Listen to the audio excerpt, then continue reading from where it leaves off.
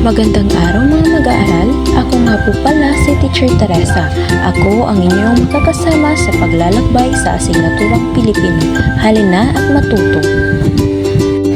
Tatalakayin natin ngayong araw ay ang pagsagot sa mga tanong pagkatapos basahin.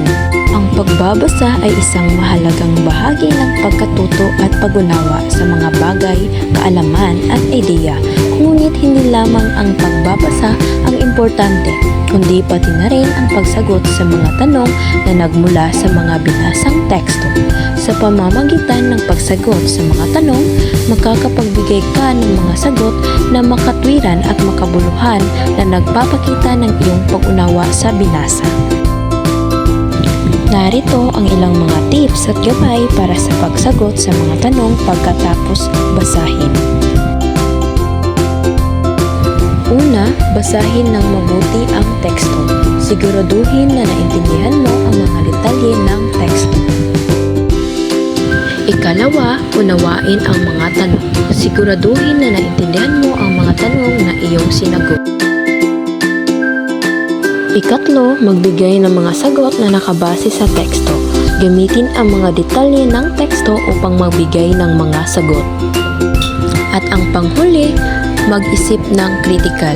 Huwag lamang ulitin ang mga detalye ng teksto, kundi mag-isip ng kritikal tungkol sa mga tema at idea. Upang lubos na maunawaan ang isang teksto, may mga mahalagang impormasyon ang dapat tandaan, ang mga uri ng tanong. Ito ay sino, ano, saan, kailan, paano, at bakit. Sino kapag nagtatanong tungkol sa tao? Ano kapag nagtatanong tungkol sa bagay? Saan kapag nagtatanong tungkol sa lugar? Kailan kung nagtatanong tungkol sa petsa? Paano kapag nagtatanong ng pamamaraan? At bakit kapag nagtatanong ng dahilan? Ang pagsagot sa mga tanong pagkatapos basahin ay isang proseso ng pag-unawa at pag-analisa ng mga teksto upang mapalawak ang kaalaman at mapaunlad ang kritikal na pag-iisip. Ito ay nangangailangan pang basahin ng mabuti at pagbibigay ng mga sagot na mga tuwiran at makabuluhan. Sa ganitong paraan, makakapagbigay ka ng mga sagot na nagpapakita ng iyong pag-unawa sa teksto.